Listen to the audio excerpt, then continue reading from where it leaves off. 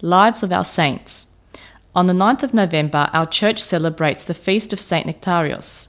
The following are some thoughts on his life and works.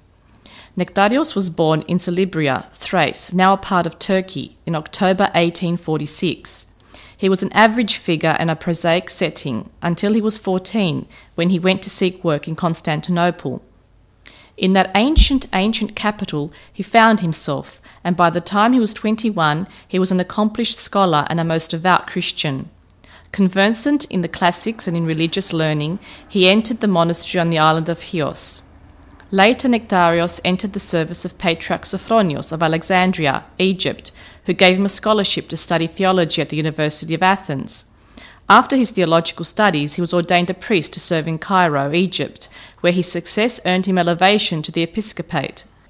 The forces of envy, however, brought to bear much pressure on Patriarch Sophronios, and Nektarios was stripped of his authority and duty. This grievous injustice spurred him to greater achievements in Athens, where his great wisdom was reasserted. It was not long before his popularity as preacher and theologian brought countless invitations to preach in the many churches of the ancient capital and led to his appointment as dean of a theological school in 1894. This appointment could have been an oasis for a less determined clergyman, but for Nektarios it was the launching pad for meteoric achievements in the service of Jesus of Nazareth. Among other things, he established a convent for nuns, a lovely cloister named in honour of the Holy Trinity, on a small island just off the coast of Piraeus, known as Aegina.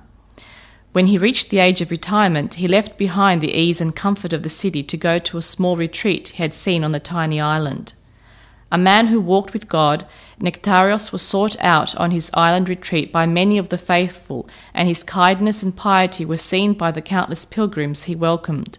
A second chapel within the convent walls was erected, and it was in this chapel that Nektarios was buried when he died on 9 November 1920. But the story of Nektarios does not end with his death. People continued to travel to the island to pray at what was then the shrine of a renowned bishop, but not yet a saint. With reports of miraculous cures at his grave, the stream of pilgrims continued, and the island teemed with those who sought a closeness to God by proximity to the late bishop. The pilgrimages to the convent of the Holy Trinity continued through the years and culminated in 1961 when a proclamation of the Patriarchate declared sainthood for Nektarios 41 years after his death. Considered as the patron saint of people stricken with cancer, heart trouble, arthritis and epilepsy, among other illnesses, Saint Nektarios reposes on his tiny island, venerated by Orthodox Christians everywhere.